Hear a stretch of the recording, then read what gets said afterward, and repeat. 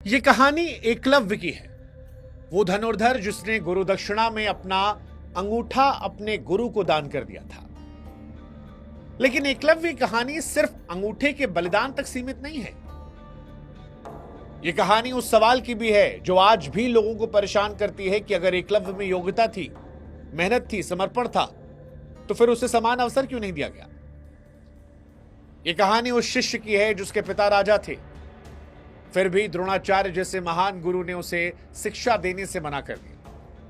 यह कहानी उस गुरु की भी है जिसे एक दिन एहसास होता है कि जिस शिष्य को उसने कभी मना किया था शिक्षा देने से, आज वो उसकी प्रतिज्ञा के लिए सबसे बड़ा खतरा बना है। और फिर यह सवाल पैदा करती है कि क्या द्रोणाचार्य ने जो अंगूठा मांगा वो इतिहास का सबसे क्रूरतम अध्याय था। एकलव्य की कहानी उस प्रतिभा की है जिसे शास्त्रों ने पहचाना, समाज ने सीमाओं में बांधा और सत्ता ने तय किया कि नियंत्रित करना जरूरी है। ये कहानी उस योद्धा की है जिसके सामने अर्जुन जैसे महान धनुर्धर की श्रेष्ठता भी कई बार असहज होने लगती है। और इसी वजह से ये कहानी सिर्फ अन्याय या त्याग की नहीं रह जाती, बल्कि धर्म, राजनीति और सत्ता के टकराव की बन जाती है। सबसे बड़ा सवाल ये नहीं कि एकलव्य के साथ गलत हुआ या फिर नहीं, बल्कि यह है कि अगर आप उस समय द्रोणाचार्य होते और आपके सामने एक ऐसा शिष्य खड़ा होता जिसकी प्रतिभा आपकी प्रतिज्ञा और आपकी भविष्य की योजनाओं को पूरी तरह तोड़ सकती, तो क्या आप उसे स्वीकार करते या फिर इतिहास के नाम पर एक कठोर लेकिन सुरक्षित निर्णय लेते। और यही सवाल एकलव्य की कहानी को सबसे रोचक बनाता है। यह सवाल पैदा करता है कि यह उस समय की कहानी है जब ज्ञान ताकत था, लेकिन ताकत कुछ गिने चुने हाथों में रहे, यह भी माना रहा था। और इसीलिए एकलव्य आज भी चर्चा के विषय में है। हालांकि महाभारत काल में एकलव्य के बारे में बड़ी विस्तार से कहानियां आई है और एकलव्य के बारे में लोग सिर्फ अंगूठा कटने तक जानते हैं। लेकिन आज उससे आगे की कहानी भी हम आपको सुनाएंगे। ये कहानी सुनाएं उससे पहले हमारी आपसे गुजारिश है कि हमारी इस नई कोशिश भक्ति बुक से आप जुड़े, हमारे चैनल को सब्सक्राइब करें। हमारा आपका रिश्ता मजबूत होगा, ऐसी और अनगिनत कहानियां हम आप तक पहुंचा सकेंगे।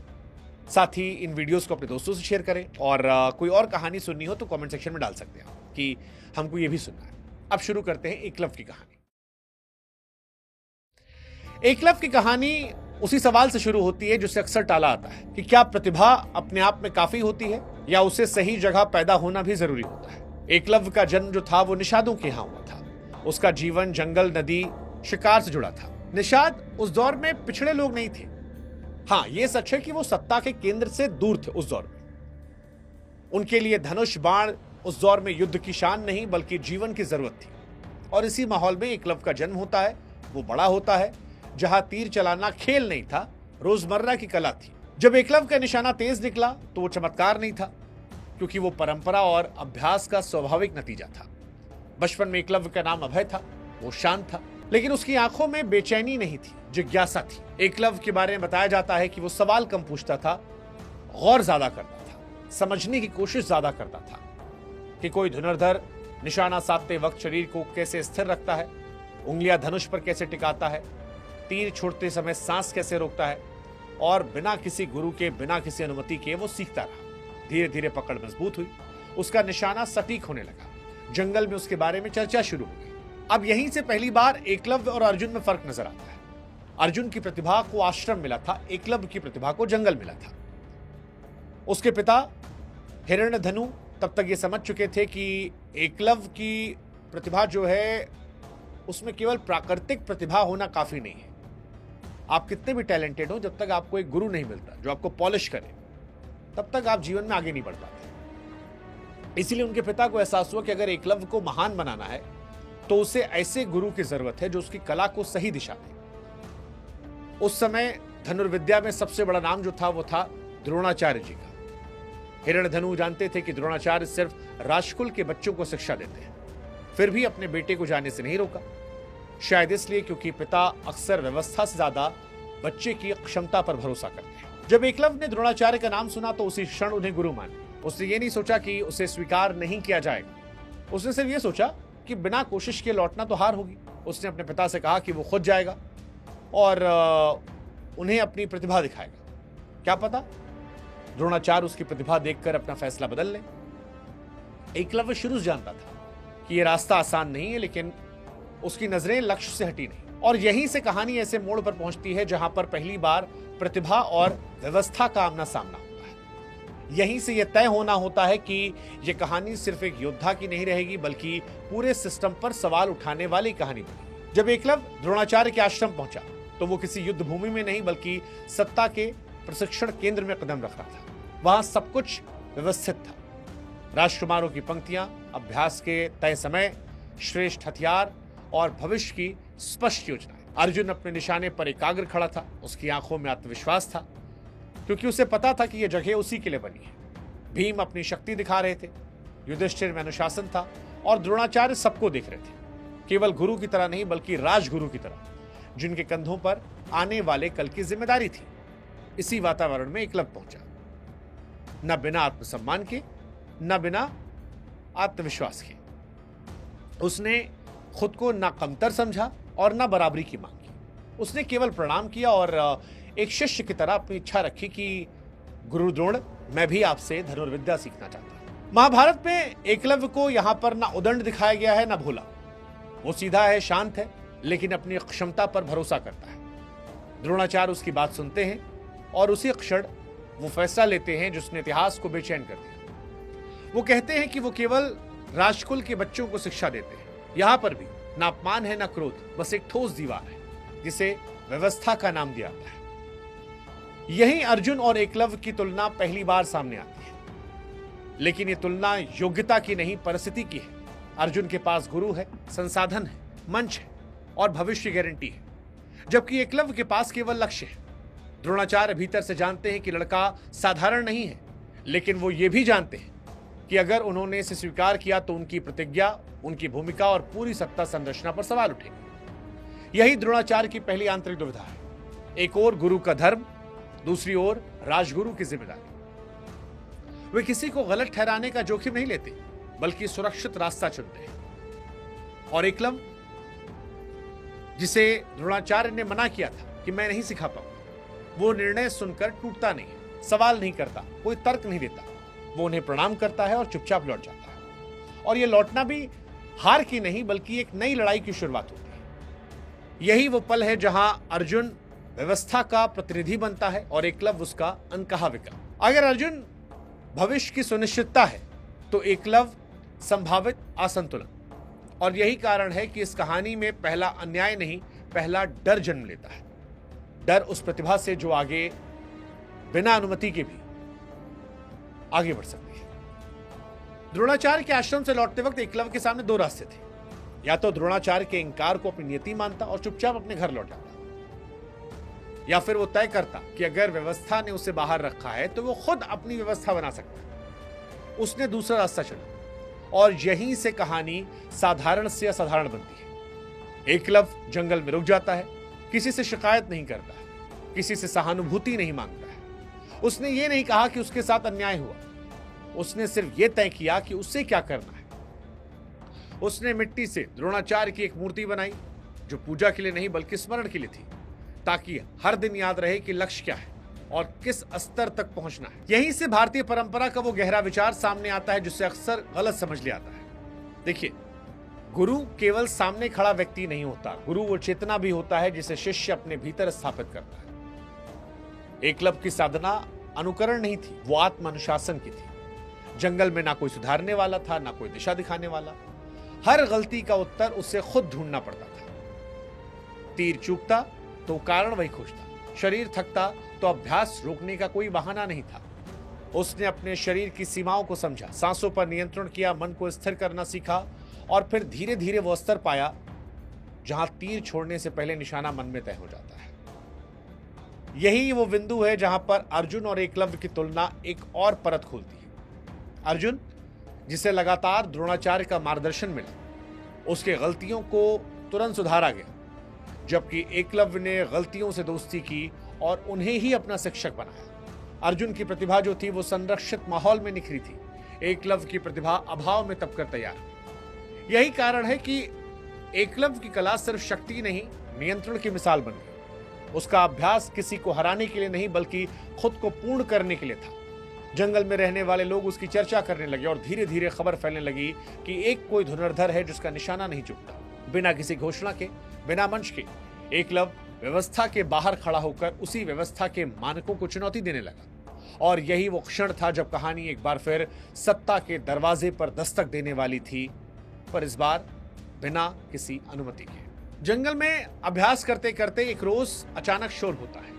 एकलव्य देखता है कि वहां पर एक कुत्ता आ गया। साधारण योद्धा होता तो या तो झुंझला जाता या निशाना चूक जाता, लेकिन एकलव्य का अभ्यास अब केवल हाथों का नहीं था, वो मन का अनुशासन था।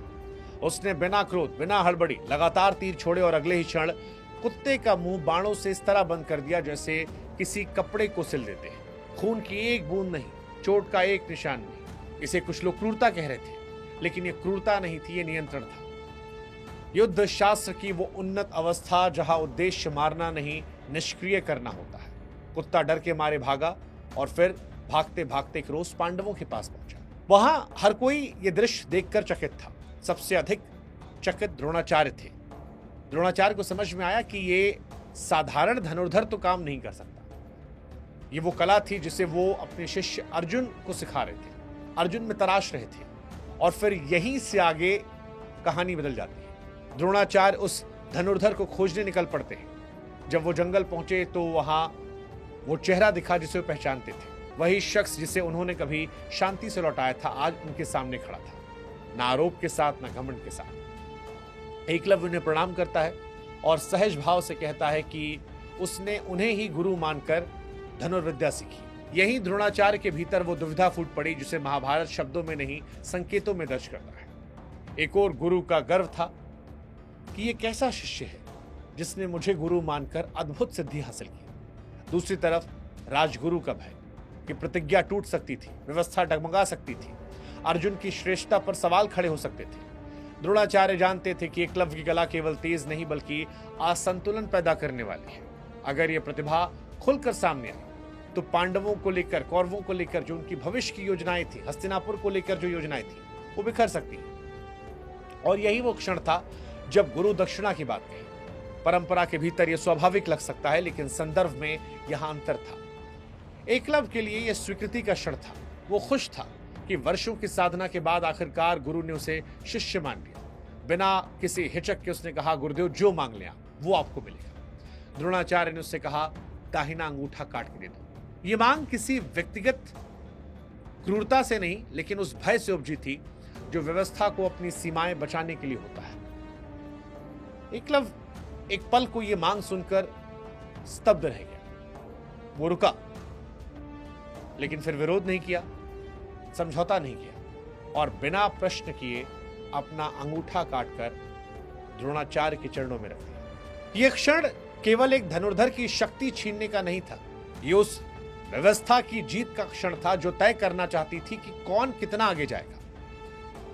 और यही कहानी का वो अध्याय समाप्त होता है जिसे अक्सर लोग अंत मान लेते हैं, जबकि एकलव्य की कहानी यहां से शुरू होती है, एक नए संघर्ष के साथ, एक नई शुरुआत के साथ। अक्सर यह माना जाता है कि जिस क्षण एकलव्य ने अपना अंगूठा दान दिया, उसी क्षण उसकी कहानी समाप्त हो गई, इतिहास भूल गया। अब एकलव्य सिर्फ संवेदनाओं का हिस्सा है, पर यह गलत है। सच यह है कि अंगूठा कटने के बाद एकलव्य की कहानी खत्म नहीं होती, बल्कि और ज्यादा असहज, खतरनाक बन जाती है।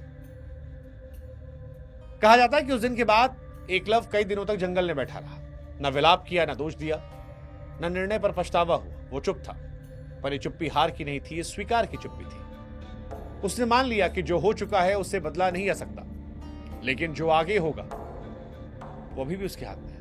यही वो क्षण था जब एकलव्य ने धनुर्धर के रूप में नहीं बल्कि मनुष्य के रूप में खुद को फिर से गढ़ना शुरू किया। अंगूठे के बिना तीर चलाना किसी भी योद्धा के लिए लगभग असंभव माना जाता था, क्योंकि अंगूठा केवल पकड़ नहीं देता, वो नियंत्रण देता है, संतुलन देता है, धनुर्धर की आत्मा से जुड़ा माना जाता है। लेकिन एकलव्य ने इसे अंतिम सत्य मानने से इंकार कर दिया। उसने फिर से अभ्यास शुरू किया। शुरुआती दिन पीड़ादायक थे, तीर चूकते, हाथ कांपते, दर्द असहनीय था, लेकिन वो रुका नहीं।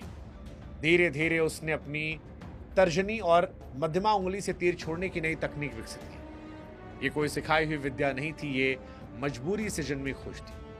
अब उसके तीर में पहले जैसी ताकत नहीं थी, लेकिन सटीकता अभी भी वैसी थी। यही कारण है कि कई लोक कथाओं में कहा जाता है कि एकलव्य घायल हुआ था पर समाप्त नहीं। यहीं से एकलव्य की भूमिका बदलने लगती है। अब वो केवल एक उपेक्षित शिष्य नहीं रहता, बल्कि ऐसा योद्धा बन जाता है जिसकी मौजूदगी राजनीति को असहज करने लगती है। हरिवंश पुराण और लोक परंपराओं में संकेत मिलते हैं कि एकलव्य आगे चलकर मगध नरेश जरासंध के पक्ष में खड़ा। ये वही जरासंध थे जो मथुरा और यादवों के सबसे बड़े शत्रु थे और कंस के वध के बाद लगातार युद्ध की तैयारी कर रहे थे। अगर एकलव्य जैसे धनुर्धर का साथ मिलता तो शक्ति संतुलन बदल सकता था। यही वो बिंदु था जहां एकलव्य अब केवल व्यक्तिगत कहानी नहीं, बल्कि आर्यावर्त की राजनीति का एक अनकहा तत्व बन जाता है। और यहीं पर भगवान श्री कृष्ण का प्रवेश होता है। भगवान श्री कृष्ण महाभारत में केवल योद्धा या राजा नहीं थे, वो भविष्य की गणना करने वाले रणनीतिकार हैं। वे किसी व्यक्ति को उसकी वर्तमान स्थिति से नहीं, बल्कि उसके संभावित प्रभाव से आंकते हैं। श्री कृष्ण समझते थे कि अगर एकलव्य जैसा असाधारण धनुर्धर महाभारत के युद्ध में उतरता है और वह कौरवों और उनके सहयोगियों की ओर से खड़ा होता है, तो युद्ध का संतुलन बिगड़ सकता है। अर्जुन की श्रेष्ठता, द्रोणाचार्य की प्रतिज्ञा, युद्ध की दिशा, सब कुछ अनिश्चित हो सकता है। यह वही असहज सच है जिसे महाभारत साफ शब्दों में नहीं, लेकिन घटनाओं के माध्यम से संकेत करता है।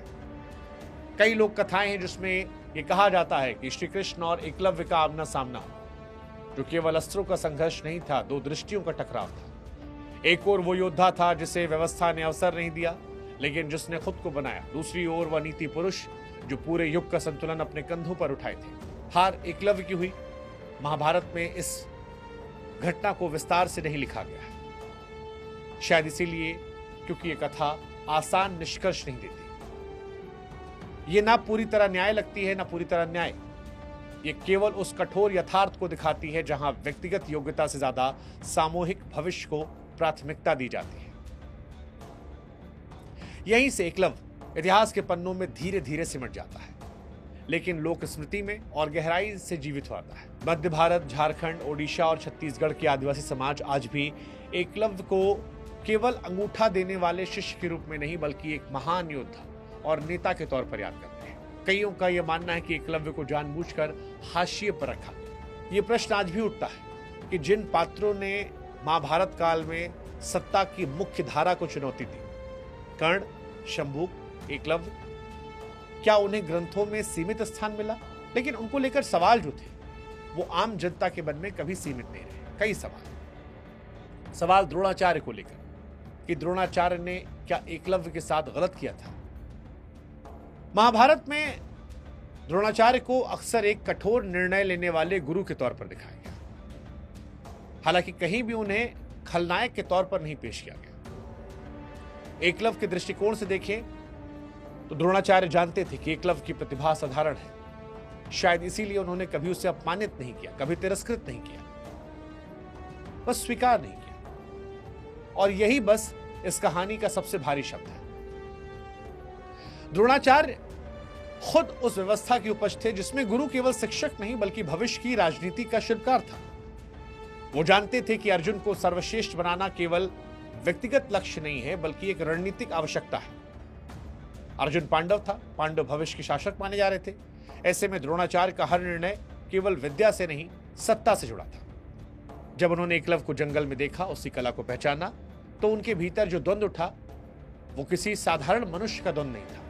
एक और गुरु का स्वाभाविक गर्व था कि किसी शिष्य ने इतनी ऊंचाई छू ली। दूसरी ओर राजगुरु का भय था कि यह ऊंचाई उस व्यवस्था को हिला सकती है जिसकी रक्षा का भार उनके कंधों पर है।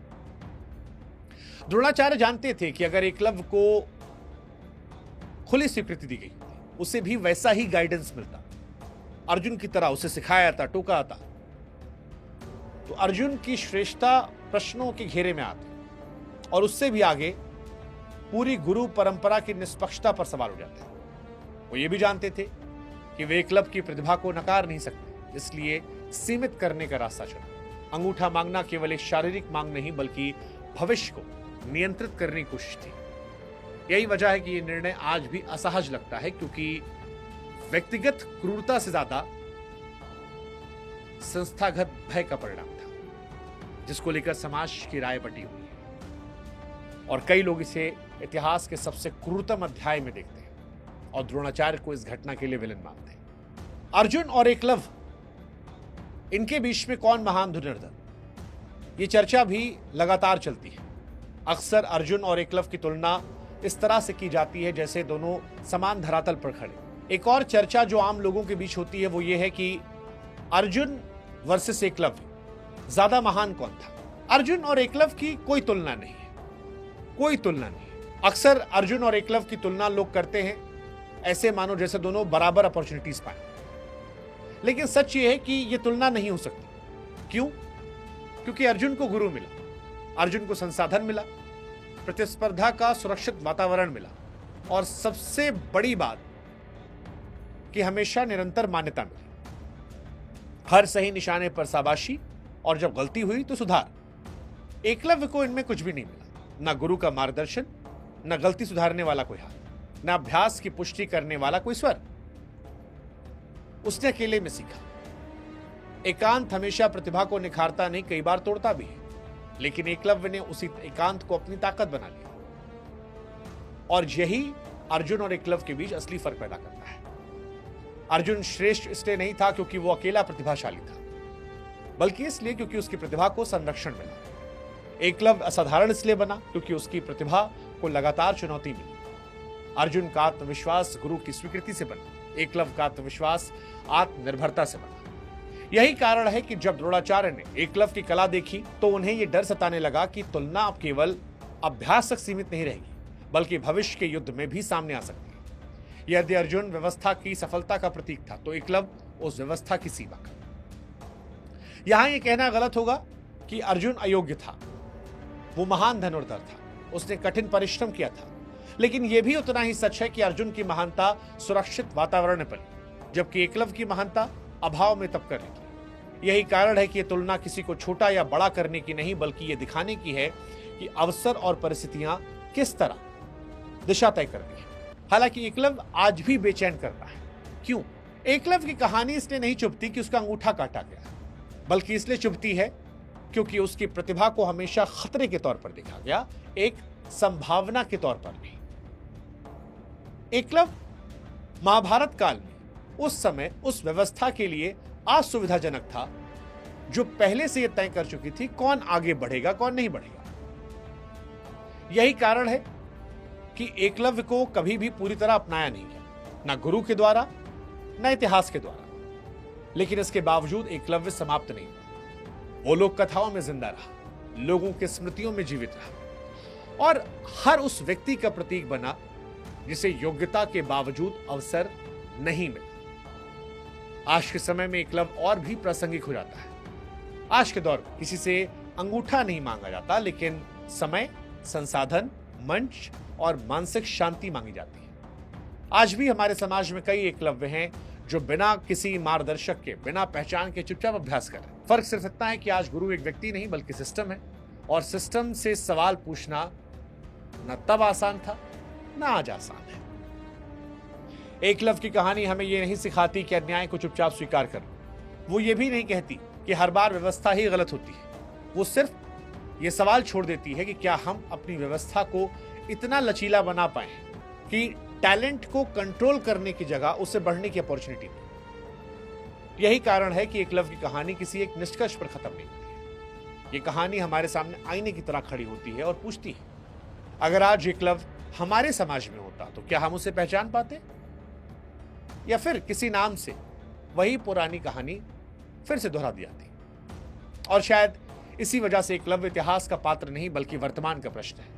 वो हमसे ये नहीं पूछता कि तुम किसके साथ हो, ये पूछता है कि टैलेंट और अपॉर्चुनिटी आमने सामने हो तो आप किसे चुनेंगे। और यही इस कहानी को आज भी जिंदा रखता है, एकलव्य को जिंदा रखता है, और शायद भविष्य में भी इसीलिए एकलव्य हमेशा याद रखा जाएगा। एकलव्य कहानी आपको कैसी लगी हमें कमेंट सेक्शन में जरूर बताइएगा। ये कहानी आपके मन में कितने सवाल पैदा करती है वो बताइएगा। भक्ति बुक से जुड़िएगा, इस कहानी को लोगों से शेयर भी कीजिएगा। नजरिए हम चाहते हैं कि आपके नजरिए जो हैं वो हम देखें, सुने, समझें।